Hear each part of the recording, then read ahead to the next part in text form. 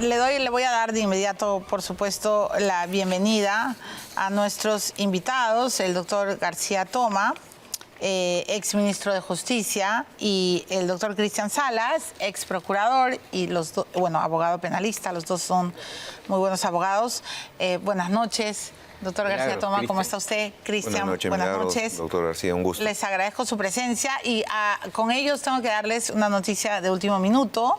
La Junta Nacional de Justicia ha decidido absolver a la fiscal suprema Zoraida Ábalos del proceso que afrontaba por presuntamente haber interferido en las funciones de la policía y una fiscalía del Callao cuando se desempeñó como fiscal de la Nación. El Pleno de la Junta Nacional de Justicia resolvió el procedimiento disciplinario, ¿no es cierto?, por presunta interferencia en las funciones de la policía y del segundo despacho de la Fiscalía Supraprovincial Corporativa Especializada contra el Crimen Organizado del Callao, cargos imputados en su actuación, y dijo, como fiscal de la Nación, ¿no? Y dijo que después de valorar las pruebas de cargo y de descargo, el colegiado resolvió absolver a la investigada Ábalos Rivera al no haberse acreditado que haya incurrido en las conductas imputadas. Muy bien. ¿Qué le parece, doctor? Bueno, habría que conocer, digamos, analizar más, ¿no? ¿sí? Los cargos y descargos. Pero se trata de una entidad nueva. Sí, claro. No tenemos ninguna observación por ahora. Bueno, y por lo pronto, si hay un debido proceso y Ábalos ha sido absuelta, está bien que sea absuelta, ¿no?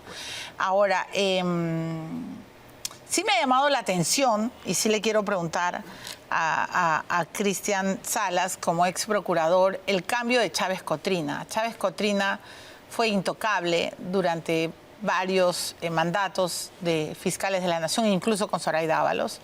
Y de pronto Delia Espinosa lo cambia, la actual fiscal. ¿Qué piensa usted de ese cambio?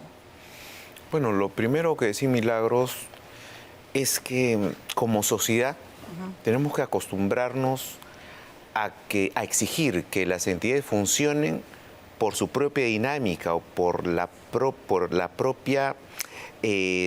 el propio sistema. Y no por una persona. Eso, o sea, no llevemos el tema de nombres porque ya lo hemos sufrido. Lo hemos sufrido. Sí, o sea, bueno, el hecho de tener fiscales intocables, que sin ellos la lucha anticorrupción se viene abajo. No, yo creo que el tema de nombres hay que dejarlo de lado. El asunto es, en todos estos años, las fiscalías de crimen organizado han cumplido su rol efectivamente y hoy notamos una mejora en la lucha contra las organizaciones criminales. La respuesta es no. O sea, veamos la entidad, no a la persona. El doctor Chávez Cotrina, a quien le tengo el mayor respeto y no tengo ningún conflicto con él, por ejemplo, me defraudó en un aspecto. Cuando se generaron las modificaciones necesarias a la ley de crimen organizado, él fue una de las voces que salió encrispado a señalar que era un retroceso contra la lucha contra la delincuencia y que ahora los allanamientos eran imposibles de hacerse, lo que era falso. Entonces, por el tema de nombres, no veamos, analicemos cómo ha funcionado la Fiscalía de Crimen Organizado y la respuesta es no. Lo que pasa es que con la antigua legislación, hoy infelizmente modificada, teníamos cada agrupación que se detectaba era crimen organizado, organización criminal. Sí, es verdad. PPK con su secretaria y su chofer, organización criminal. Patricia Benavides con sus 3 asesores, organización criminal. O sea, hemos estado llenos, repletos de organizaciones criminales. Llenos de organizaciones criminales. No, pues. Entonces, ¿es necesario mejorar? Sí, necesario mejorar. Independientemente de los nombres, es la institución la que tiene que mejorar. Quería escuchar su opinión como ex procurador. Doctor García Toma, el tema de Caliwarma. Ya hemos tenido acceso a todo el audio en que este sujeto Guillén habla, ¿no es cierto?, con la aspirante a colaboración, donde se destapa pues que en Caliwarma se cobraba, se habla hasta de $500,000, cientos de miles de soles y un largo etcétera, y se habla de funcionarios, ¿no?, incluida la presidenta, se habla de ministros. ¿Qué piensa usted a la luz de todo lo que se está conociendo? Fíjese, Milagro, acá hay temas administrativos, probablemente temas penales, pero fundamentalmente temas políticos, porque, digamos, esa investigación, esta denuncia, involucra a la Presidenta de la República, al ministro Quero, al ministro De Martini y, bueno, a su vocero presidencial. Que se dice que es su vocero presidencial. Aquí, lo que por transparencia, estas autoridades deberían dirigirse a la opinión pública para esclarecer el papel y la responsabilidad que tiene. No hay que esperar a que el Ministerio Público lo cite. Ese es un tema penal. Pero la responsabilidad del cargo, el compromiso que ellos tienen por las altas funciones que cumplen ante el país, los obliga a emitir una declaración sobre cuál es su posición y su comportamiento en relación a este tema. Ahora, se supone que hay toda una reestructuración en este programa social, pero a mí no me queda claro por qué Hinojosa salió de Caliwarma. ¿Qué es lo que ocurrió? Bueno, en su programa con Maricel, el ministro de Martini mencionó que él usó la palabra votó a Hinojosa. Lo que cabe ahora es que el señor de Martini le diga a la opinión pública por qué lo votó y por qué. Y habiendo sido votados, se supone por alguna irregularidad. Porque luego Boluarte lo recogen, ¿no? Claro. Lo premian en un cargo tal cual. Que además es un cargo, digamos, totalmente de confianza, ¿no? Sí, pero irrelevante. Pero además irrelevante. El vocero del gobierno es el señor Oderancén. Podría existir, podría no existir, ¿no es cierto? Así es. Le creemos todo a Guillén, es un fanfarrón cuando este dicho interesa, porque además él habla de como si la conociera. Él va a los ministerios, va a buscar a Quero, va a buscar a De Martini y además dice cosas bastante graves de Hinojosa. Dice que Hinojosa hacía su agosto y que cobraba hasta $500,000. ¿Qué hacemos con Guillén? En materia penal, determinar si le creemos a alguien, Guillén, Villanueva, quien fuera, se resuelve rápido con la investigación. Es la investigación que nos va dando luces a partir de la diligencia, de los actos de investigación, de si ese dicho es correcto o no. Es más, este señor Guillén ha salido a declarar posteriormente a la difusión diciendo que no es él. Eso es lo que más me asombra, entonces, que sale y dice que yo no he dicho nada y en la fiscalía ha negado todo. Así es. Entonces, Milagros, aquí es la fiscalía la que tiene el poder de esclarecer esto. Fácil, una pericia de homologación de voz, la fuente original del audio, para ver lo que de manera trascendente tú has presentado, el íntegro del audio, porque en estos días se ha estado lanzando extractos. Se ha estado retaseando. Ya, el íntegro del audio, el original del audio, señor, vamos a ver muestras de su voz, vamos a escuchar homologación, rango de voz, sí, es su voz, punto. Se cae alguna contradicción. Lo otro, levantamiento del secreto de las comunicaciones. Este señor dice que está en constante contacto con diversos funcionarios de alto nivel. Sí, claro. Levantamiento del secreto de las comunicaciones. Habla de que hasta se reúne con la reuniones, geolocalización, podemos saber dónde exactamente en esas fechas estuvo. Es decir, hay actos de indagación que a la Fiscalía le pueden permitir esclarecer esto, pero hay que hacerlo rápido. El caso Caliwarma, Milagros, coincidimos creo que con el doctor García Toma, es un caso de aparente corrupción a gran escala, a tal punto que una institución del Estado ha tenido que cambiar su nombre. Así es. Tipo Odebrecht. Sí, claro. O sea, a ese nivel, a tal punto que tenemos a un empresario que se ha matado o que lo han matado. A esos niveles. Y entonces aquí la investigación tiene que ser profunda y ojo, no solo la empresa del señor Nilo Burga, empresas de otras personas, proveedores de alimentos, de productos, la empresa de una congresista a través de familia o personas allegadas a ella, la empresa de un periodista. Es decir, habría un trasfondo de guerra entre empresarios que han buscado descabezar a uno y quedarse ellos con este botín. Todo eso se tiene que investigar. Pero además habría también intentos evidentes de una congresista que tiene un familiar, su esposa en concreto, como accionista de Esmeralda Corp, que le vendió más de 130 toneladas a Caliwarma. O sea, y es más, se quería ampliar, ¿no es cierto?, el nicho de mercado a la secundaria y antes de la educación inicial. Hay demasiada plata en juego. En el caso de la señora Paredes hay dos temas, ¿no?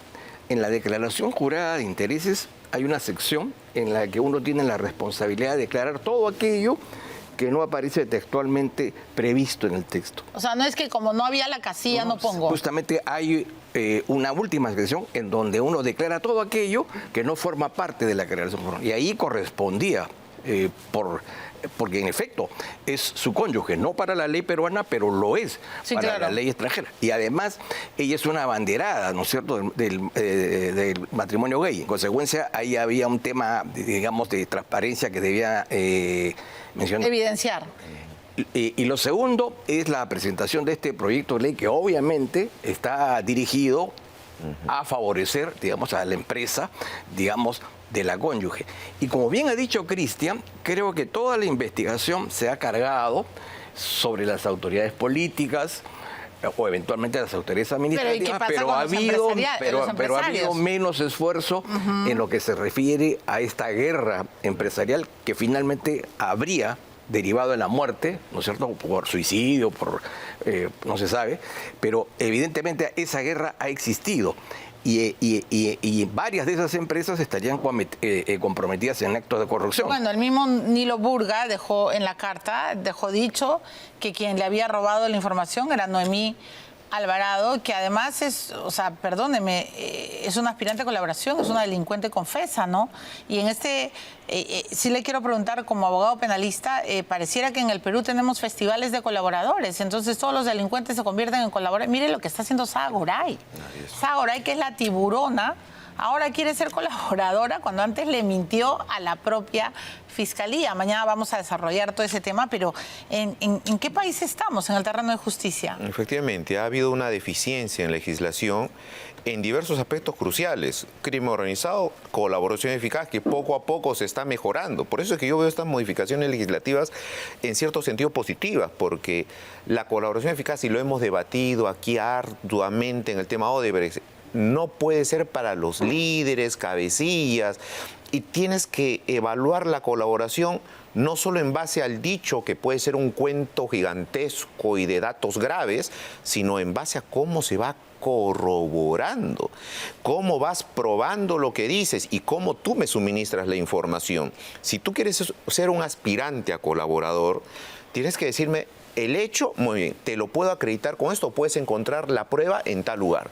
Tienes que darme esa información. No basta tu dicho, porque con tu dicho armo el escándalo, armo el show. Sí, claro. Y con tu dicho, felizmente hoy ya la jurisprudencia eso lo tiene claro, yo no puedo mandar a nadie preso. Claro, armo muñecos y mancillo honras, pero además se supone que se tiene que comprobar, porque una persona tampoco puede sentarse alegremente a decir infundios o injurias sin ni siquiera precisar. Desde el día 1, no es que no existe esa progresividad. No te digo ahora y luego si me das mi beneficio. Cariño, ahora o nunca. Desde el día 1. Correcto. Pero en muchos casos también, Milagro, esas declaraciones han sido convenientemente orientadas en la policía o en el Ministerio Público. Claro. Es decir, ya venían con un libreto armado. Hay varios que ya ahora han reconocido esa situación. Sí, y han dicho que la policía los han coaccionado. Como que los pusieron contra las cuerdas. Usted ha sido ministro de Justicia. ¿Existe realmente un debido proceso, un ejercicio legal, real de la justicia en nuestro país? Mire, lo que sucede es, en el caso del sistema de justicia, en algunos casos tenemos serios problemas de incompetencia. Porque evidentemente, por distintas razones, no digamos, el núcleo duro de la abogacía no se inclina necesariamente por los cargos judiciales, por lo desprestigiado que está el sistema. Por otro lado, hay el tema de la corrupción. Claro. Y ahora se va a acentuar el tema del temor, el miedo, la falta de decisión para resolver, ¿no? Ahora tienen la justificación de que existe estos actos de intimidación. Entonces, en ese sistema es bien complicado que podamos aspirar a que tengamos un proceso justo, ¿no? Además que los juicios son eternos. Eternos. Pero bueno, lamentablemente la legislación procesal, tanto civil como penal, evidentemente no ayuda a esa celeridad y en exceso ya garantista, ¿no? Bueno, pero lo que no puede pasar es que una persona vaya 3 veces a prisión y que luego su propio juicio se caiga, como es el caso de los cócteles y lo que le pasó a Keiko. Y que existan funcionarios que son evaluados en la Junta Nacional de Justicia y son desaprobados. Exacto. Es decir, el órgano encargado de evaluar a esos funcionarios judiciales ha declarado objetivamente que son incompetentes y siguen en esos cargos. Sí. De acuerdo. Muchas gracias, doctor Salas, y muchas gracias, doctor García Toma, por estar en el programa. nos vamos a la pausa y vamos a regresar con Alejandro Muñante. Él es congresista de Renovación Popular, es uno de los que más ha impulsado por la inhabilitación de Martín Vizcarra. Él cree, honestamente, él lo ha dicho varias veces, que Vizcarra jamás debió dar un golpe de Estado y bueno, está sumando su tercera inhabilitación. En el paquete está Salvador del Solar. Entonces hay gente que cree que Alejandro Muñante le tiene miedo a una posible candidatura del Solar o de Vizcarra. Después de la pausa, toda su respuesta.